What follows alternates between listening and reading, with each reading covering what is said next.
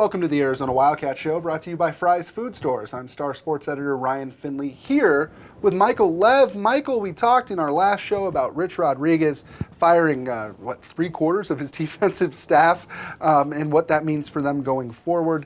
He also touched on something from the recent past when you talked to him earlier this week. He talked about the flirtation with South Carolina. What did he tell you about how that all went down? Yeah, I mean, as we know, he did interview with South Carolina. I mean, this was confirmed by Athletic Director Greg Byrne. Rich Rodriguez himself tweeted, didn't tweet specifically about South Carolina, but that he was, reaffirmed his commitment to Arizona. And when he talked about it today, he said, basically there wasn't enough mutual interest on either side for it to happen. And the way he views it now, it was kind of an educational experience for him. Kind of take a look at how another program operates. What are some things that I can learn from that program that I can bring to Arizona? He said the whole thing kind of piqued his curiosity. He reaffirmed to me his commitment to staying here. He feels really good about the state of the program, even after, a 2015 season that he termed as average. Right, and they were average. I mean, the regular season, they were 6-6, and they really had maybe one quality win all year, and that was against Utah, in part because of their personnel. I mean, they were as snake-bit by injuries and inconsistent play as any team I think I've ever watched. I don't know about you. You came in for the bowl game, but you got a feel for that too, that they were just kind of limping through the end of the season. Yeah, I mean, especially at the middle linebacker position, Scooby Wright, as we all know, missed almost the entire year, played at the very beginning, played at the very end. Now he's gone. Kind of leaves a gaping hole at that position. And Rich Rod told me that neither Jake Matthews nor Cody Ippolito, who would probably be the top two candidates to replace Scooby, are going to be able to participate in spring. So that's really kind of a position of uncertainty and mystery to me. He mentioned how it's important, he believes, for football teams to be strong up the middle. He said, like in baseball.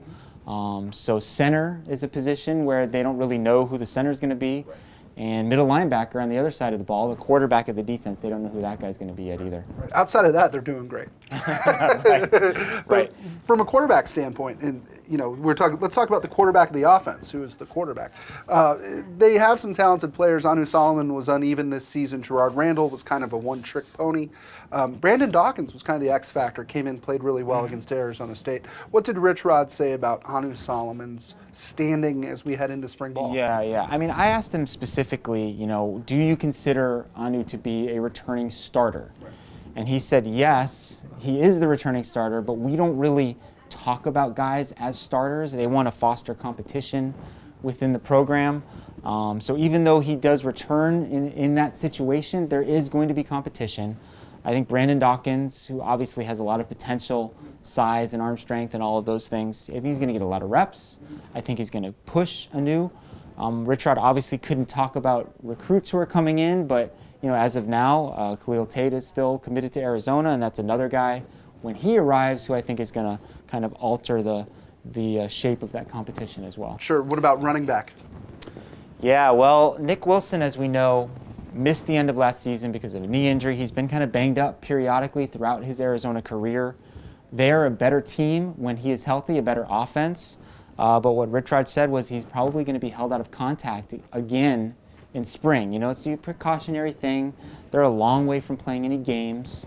But it's a little bit worrisome, I think, when you're talking about a young tailback who's had a bunch of injuries already, being held out of contact.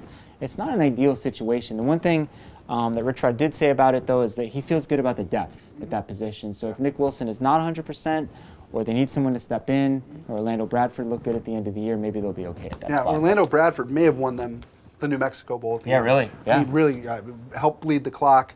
Good with ball security.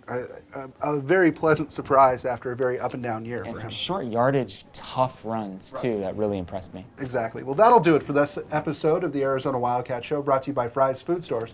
For Michael Lev. See, you guys like him already, right? Lots of info. This is good. I'm Ryan Finley. We'll see you. Try this matchup. Low prices and faster checkout. You can count on it at Fry's.